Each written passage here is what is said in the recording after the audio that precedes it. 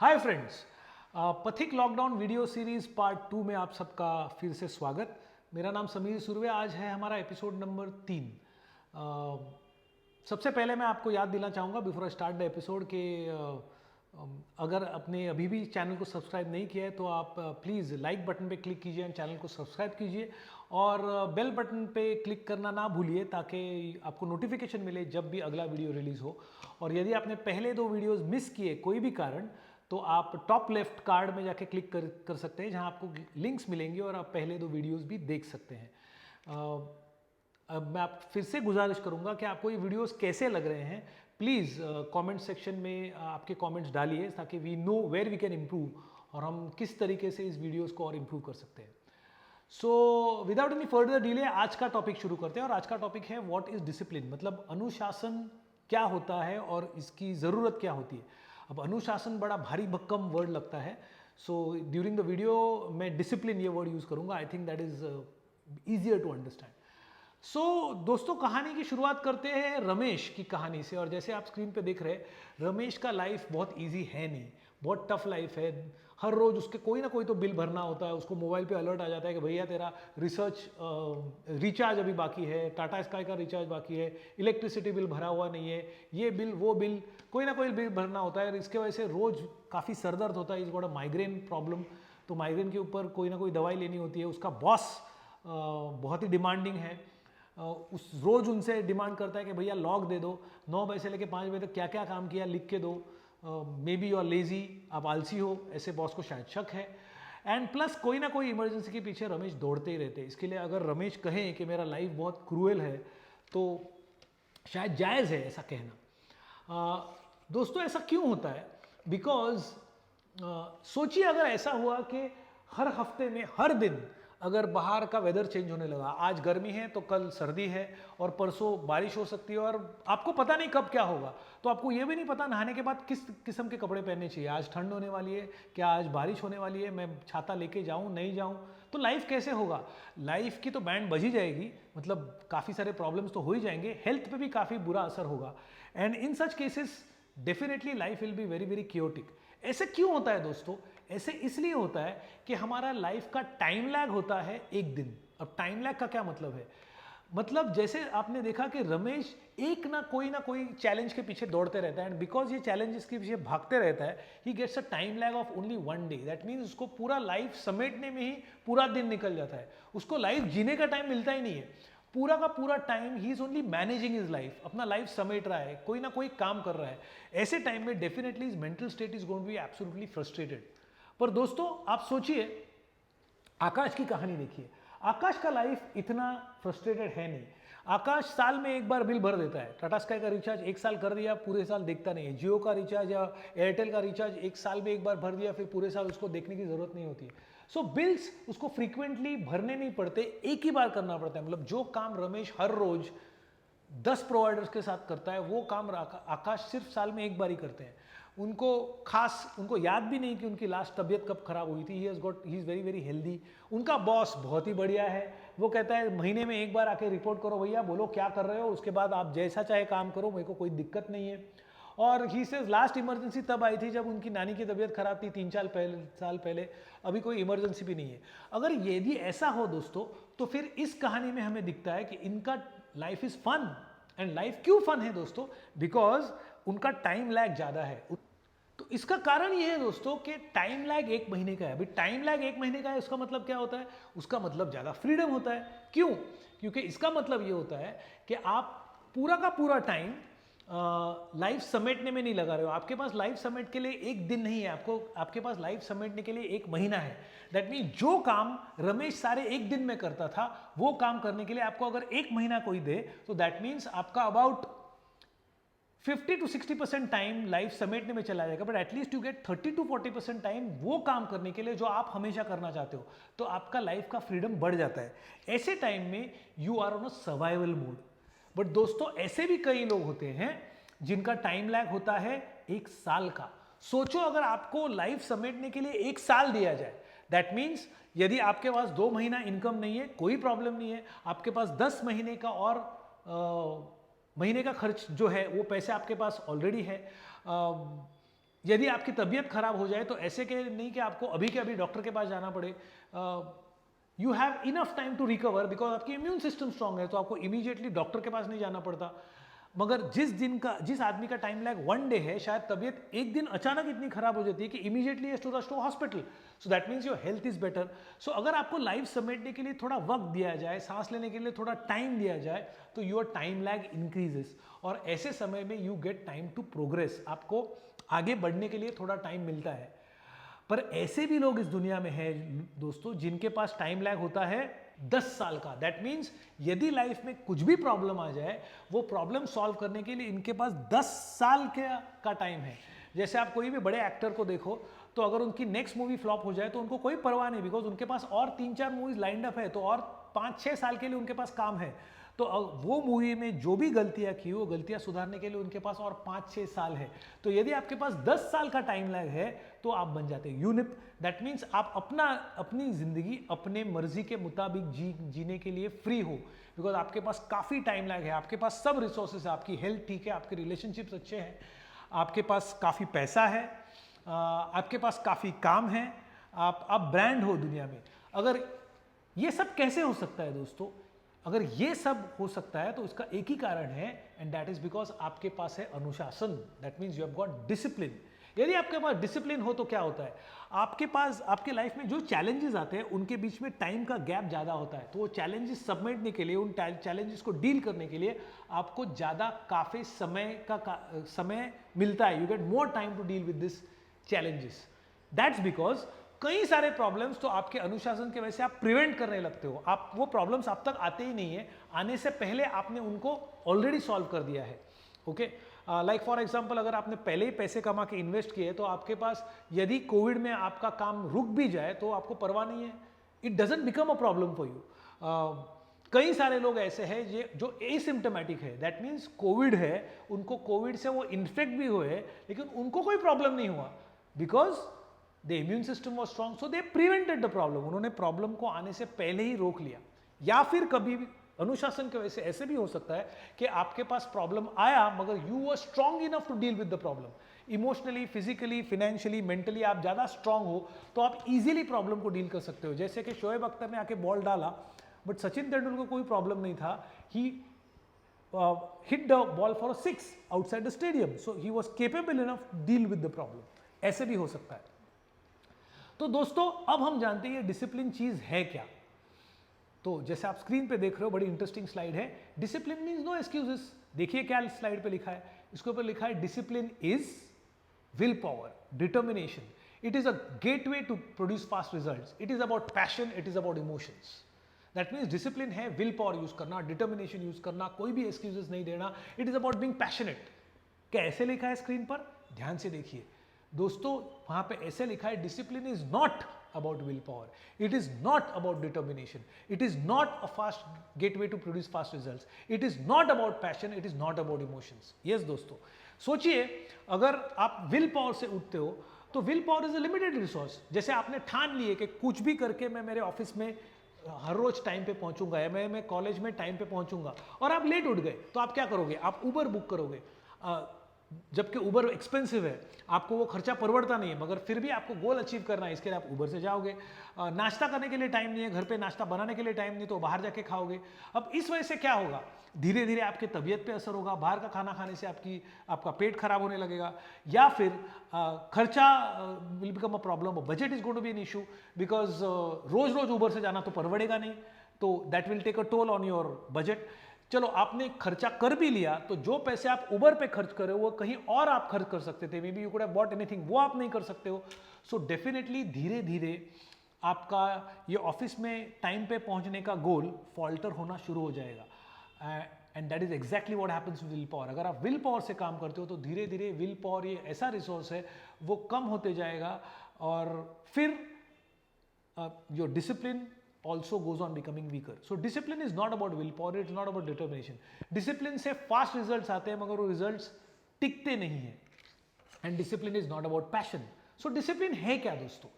दोस्तों जैसे आप स्क्रीन पे देख रहे हो, discipline is a very slow process, वो बहुत slow process है, मगर वो आपको काफी बड़े results दे सकता है। डिसिप्लिन एक ऐसा प्रोसेस है जिसमें इमोशंस की कोई जगह नहीं है. It is all about grace because emotional फील करते ही नहीं हो. It is not that you should not become emotional. Once you get discipline, emotions don't affect you. Like for example, अगर आप डिसिप्लिन इन्वेस्टर हो तो आप कभी भी इंपल्सिवली कोई भी इन्वेस्टमेंट करोगे नहीं. ऐसे बड़े बड़े इन्वेस्टर्स कहते हैं. तो they say if you want to be a good investor, you can not be emotional about it. Lokmanya Tilak, इनकी एक बहुत इंटरेस्टिंग स्टोरी है जो मैं आपके साथ शेयर करना चाहता हूँ. एक पहले वीडियो पे भी मैंने शेयर करी थी. तो ये तब का समय था प्री इंडिपेंडेंस डेज में, जब पुणे में, जहाँ लोकमान्य तिलक जी रहते थे, वहाँ पे प्लेग की एपिडेमिक था. जैसे हमारे पास कोविड का एपिडेमिक है, तभी प्लेग का एपिडेमिक था और छोटे छोटे बच्चे मर रहे थे. और मिस्टर तिलक अपनी, उनकी जो न्यूज़पेपर था केसरी, उनका एडिटोरियल लिख रहे थे. जैसे उनका काम खत्म होने आया, एक वन जेंटलमैन वो आए उनके ऑफिस में और उन्होंने कहा, सर आपने मुझे अपॉइंटमेंट दी थी, हमारी मीटिंग थी. तो उन्होंने कहा हाँ बिल्कुल बैठिए. तो मीटिंग शुरू हुई. मीटिंग खत्म होते होते कोई लोकमान्य तिलक जी के घर के अंदर से आया और उन्होंने कहा कि हमको अभी निकलना चाहिए, समय हो गया है. तो जो आए हुए जेंटलमैन थे उन्होंने कहा कि आपको कहीं और बाहर जाना था क्या? आई एम सॉरी, मैंने आपका आई होप ज़्यादा वक्त नहीं लिया. तो लोकमान्य तिलक ने बड़े शांत मुद्रा से उनको आंसर दिया, हाँ चंद घंटे पहले मेरा बड़ा बेटा विश्वनाथ, उसका देहांत हो गया है प्लेग की वजह से, और उसके लास्ट फ्यूनरल राइट्स के लिए हम जाने वाले थे. ये सुन के वो आदमी बड़ा हैरान हो गया. वो कहता है आपका अपना बेटा गुजर गया और आप मेरे साथ बैठ के मीटिंग कर रहे थे? तो लोकमान्य तिलक ने उसी शांत मुद्रा से फिर से उनको आंसर दिया कि मेरा बेटा गुजर गया और मेरा पर्सनल लॉस है, उसमें आपकी कोई गलती नहीं है, तो आपने क्यों सफ़र करना चाहिए? तो बिकॉज उनमें अनुशासन बहुत मात्रा में था, वो इमोशनल नहीं हुए. दोस्तों ऐसे ही होता है, इसलिए कई सारे बड़े एक्टर्स, एक्ट्रेसेस, स्पोर्ट्समैन जाके वर्ल्ड रिकॉर्ड सेट करके आते हैं, जबकि उनकी पर्सनल लाइफ में काफ़ी स्टॉर्म या काफ़ी डिफिकल्ट सिचुएशन हो सकती है. Because once you get discipline, you don't get emotional, you create grace, you create results as if ऐसे कुछ हुआ ही नहीं है. And finally discipline is about consistency and it's about patience. तो दोस्तों आगे बढ़ने से पहले मैं आपसे बताना चाहता हूँ हमारा डिसिप्लिन का डेफिनेशन क्या है, अनुशासन का डेफिनेशन क्या है. तो हमारे हिसाब से डिसिप्लिन मतलब अपने आप को ऐसे क्रिएट करना, अपने आर्मरी में, अपने एम्यूनिशंस में, अपने थैली में ऐसे सारे स्किल्स बटोरना, ऐसे सारे एटीट्यूड्स बटोरना, ऐसे सारे बिहेवियर बटोरना, ऐसे सारे आदतें या गुड हैबिट्स डेवलप करना, ताकि लाइफ में कोई भी चैलेंज आए आप उसको आसानी से फेस कर सको और उस चैलेंज पे हावी हो सको and you win over the challenge. That is what is discipline according to us. So in English we said discipline is an armory, developing an armory of attitudes, behavior, habits that help you to enjoy the journey of life and deal with challenges with ease and with grace. अब ये सब करना कैसे है दोस्तों? तो first step is develop a strong why. आपको ये सब क्यों करना है? आपका वाई बड़ा स्ट्रांग होना चाहिए. और वो वाई आप कैसे डेवलप कर सकते हो? सिंपल है, प्रोसेस सिंपल है और बहुत इफेक्टिव भी है. एक कागज और कलम लीजिए और उसके ऊपर लिखिए मुझे किस तरह का आदमी अपने आप को बनाना है. फिनेंशियली मेरे पास कितने पैसे होने चाहिए, इमोशनली मैंने कैसा इंसान होना चाहिए, मुझे बनना है, सोशली लोगों में मेरा बर्ताव कैसे होना चाहिए, physically how should my body be, वो कितनी स्ट्रांग होनी चाहिए. और सेकेंड स्टेप बहुत इंपॉर्टेंट है, इस तरह का इंसान बनने के लिए मुझ में कौन से एटीट्यूड्स की ज़रूरत है, मुझ में कौन से बिहेवियर्स की ज़रूरत है, मुझ में कौन से स्किल्स की ज़रूरत है, मुझ में कौन से आदतों की ज़रूरत है, इसकी लिस्ट बनाइए. जब आप ये लिस्ट देखोगे, मैं आपको कहना चाहता हूँ ये सब एक दिन में नहीं होगा, 3-4 दिन लगातार काम करोगे तो समथिंग वर्केबल आपके पास टेबल पे आ जाएगा. बट ये सब डेवलप करने के, वो लिस्ट देखने के बाद शायद आप खुद हैरान हो जाओ कि बाप रे, ये सब डेवलप करने, ये लाइफ में ये पॉसिबल है क्या?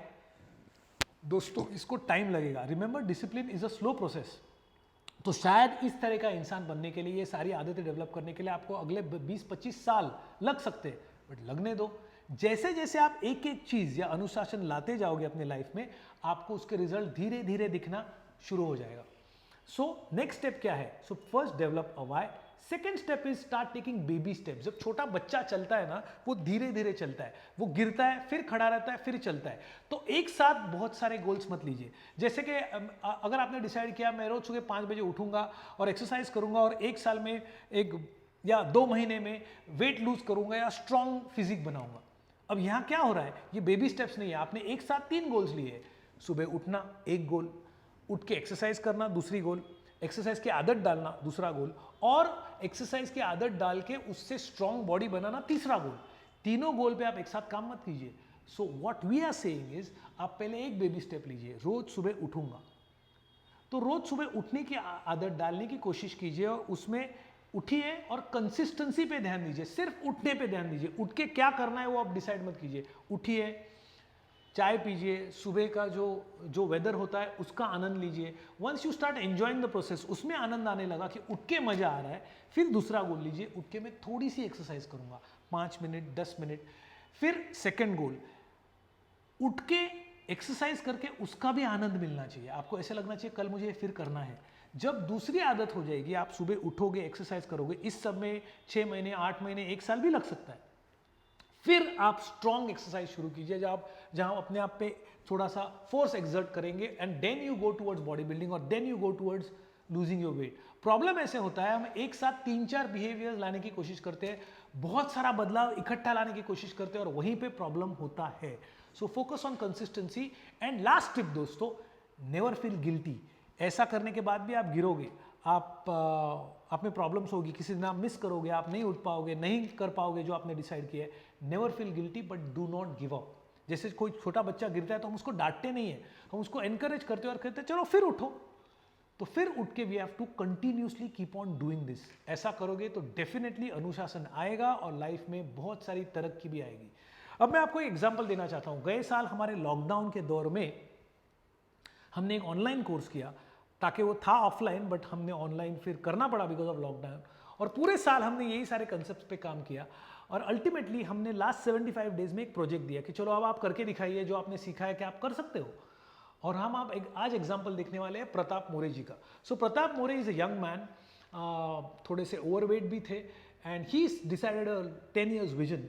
और उन्होंने 75 डेज में टारगेट लिया। टारगेट क्या था, कई सारे ही इज एन आर्टिस्ट और कई सारे एक्सपेरिमेंटल प्रोजेक्ट्स कई महीनों से कर रहे थे, पर बाकी वो आधे में छोड़ दिए थे। इन सारे प्रोजेक्ट्स को फिर से शुरू करके उनको कंप्लीट करना 75 डेज में, ये उनका प्रोजेक्ट था। अब क्या उनको इसमें सफलता हासिल हुई? चलो आगे देखते हैं।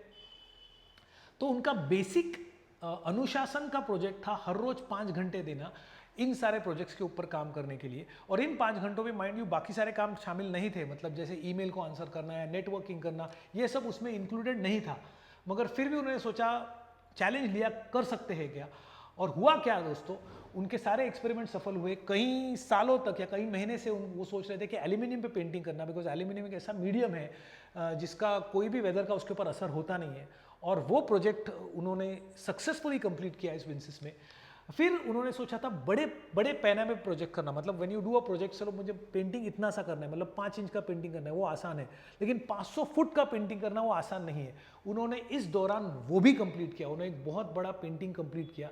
और अब वो कहते हैं मेरा कॉन्फिडेंस बढ़ गया है, इस अनुशासन और डिसिप्लिन की वजह से मेरा कॉन्फिडेंस बढ़ गया है कि मैं मेरा आर्ट एक दिन कोई वर्ल्ड म्यूजियम में या वर्ल्ड क्लास लेवल उस म्यूजियम में रख सकता हूँ।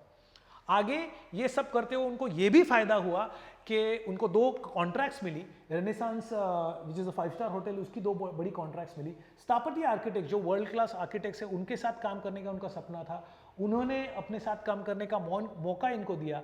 और अब ये कह रहे हैं, ये सब काम करने के बाद मुझे ऐसे दिख रहा है, देयर इज अ पॉसिबिलिटी कि शायद मुझे एक बड़ा काम मिल सकता है विच is a contract of 3000 square feet. और ये बड़ा काम मिला तो शायद 2-3 साल का टर्नओवर एक साथ हो जाएगा। मैंने आपसे कहा था दोस्तों, discipline is a slow process which can give very big results. और प्रताप शायद उसी रिजल्ट के कागार पे आज खड़े हुए हैं। इससे प्रताप को फायदा क्या हुआ, आप जैसे देख सकते हो, उनका काफ़ी वजन घट गया है, is become physically fitter. And वो कहते हैं कि मेरे पास लफ्ज़ नहीं है डिस्क्राइब करने के लिए मुझे फ़ायदा कितना हुआ। मैं सिर्फ इतना कह सकता हूँ कि मेरा अपने आप पर का यकीन बढ़ गया है। 2020 में वो डिप्रेशन पेशेंट थे, वो साइकियाट्रिस्ट के पास जाया करते थे, आज वो सब इतिहास बन चुका है और वो अपने विजन की तरफ आगे बढ़ रहे हैं, because now his time lag is 10 years दोस्तों। तो ये सब मुमकिन है एंड बिल्कुल हो सकता है। और भगवान ने हमें एक बहुत बड़ी अपॉर्चुनिटी दी है in form of this lockdown. आपके पास समय भी है और अभी आपके पास जानकारी भी है। सो आई होप आप अपने अनुशासन और डिसिप्लिन के ऊपर काम करना शुरू करेंगे और ऐसे ही कुछ रिजल्ट्स हासिल करेंगे। यदि कुछ किए तो प्लीज़ हमको बताना मत भूलिए। दोस्तों इसी के साथ आज का ये वीडियो यही समाप्त होता है। थैंक यू वेरी मच ये वीडियो सुनने के लिए। Again I would request you, आपके जो भी कमेंट्स है अच्छे बुरे प्लीज़ कमेंट सेक्शन में डालिए ताकि हम उनको पढ़ें एंड आगे की वीडियोस बेटर बना सके। आज के लिए इतना ही दोस्तों, thank you very much and मिलेंगे फिर एक बार next week in the next episode. Thanks a lot.